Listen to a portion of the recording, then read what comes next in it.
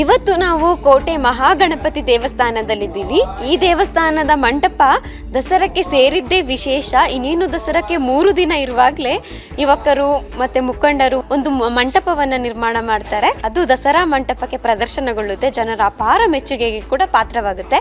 ಇನ್ನು ಹೆಚ್ಚಿನ ದಸರಾ ಮಂಟಪದ ಮಾಹಿತಿಯನ್ನು ಅವ್ರ ಜೊತೆನೆ ಕೇಳಿ ತಿಳ್ಕೊಳ್ಳೋಣ. ನನ್ನ ಹೆಸರು ಪ್ರಕಾಶ್ ಅಂತ. ನಾನು ಈಗ ಇಲ್ಲಿ ಪೂಜೆ ಮಾಡ್ತಾ ಇರೋದು ನನ್ನ 4ನೇ ತಲೆಮಾರು. ನನ್ನ ಅಜ್ಜ ಮುತ್ತಜ್ಜ ಎಲ್ಲ ಇಲ್ಲಿ ಪೂಜೆ ಮಾಡ್ತಾಯಿದ್ದರು. ರಾಜರ ಕಾಲದಿಂದಲೇ ಪೂಜೆ ಮಾಡ್ತಾಯಿದ್ದರು. ಈ ಕೋಟೆ ಕಟ್ಟುವಾಗಲೇ ಈ ಗಣಪತಿಯನ್ನು ಇಲ್ಲಿ ಪ್ರತಿಷ್ಠಾಪಿಸಿದ್ದಾರೆ.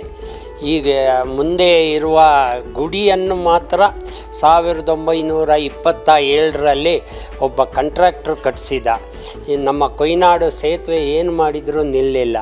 ಅಂಥ ಸಂದರ್ಭದಲ್ಲಿ ಇದಕ್ಕೆ ಹರಿಕೆ ಮಾಡಿಕೊಂಡು ಈ ಗುಡಿ ಕಟ್ಟಿಸಿದ್ದ.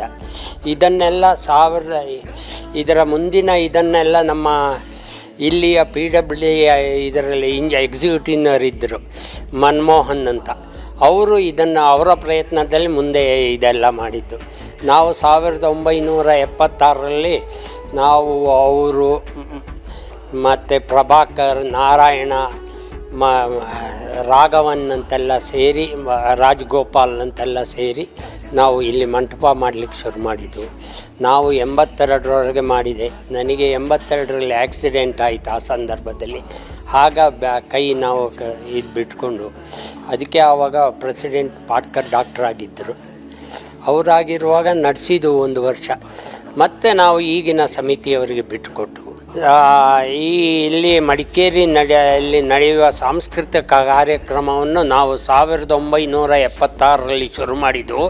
ಇಲ್ಲಿ ಸಾಂಸ್ಕೃತಿಕ ಕಾರ್ಯಕ್ರಮ ದಸರಾದ ದಿನ ಮಾತ್ರ ಇತ್ತು.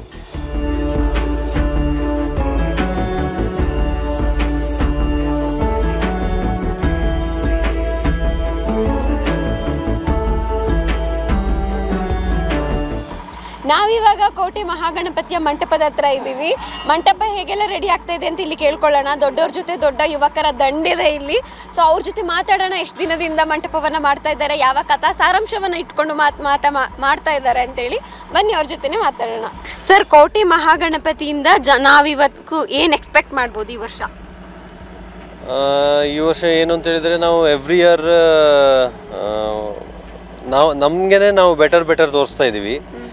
ಈ ವರ್ಷ ಸ್ವಲ್ಪ ಎಕ್ಸ್ಟ್ರಾಆರ್ಡಿನರಿ ಇದೆ. ಅದು ನೀವು ಶೋ ಟೈಮಲ್ಲೇ ಬಂದು ನೋಡೋದು ಬೆಟರ್.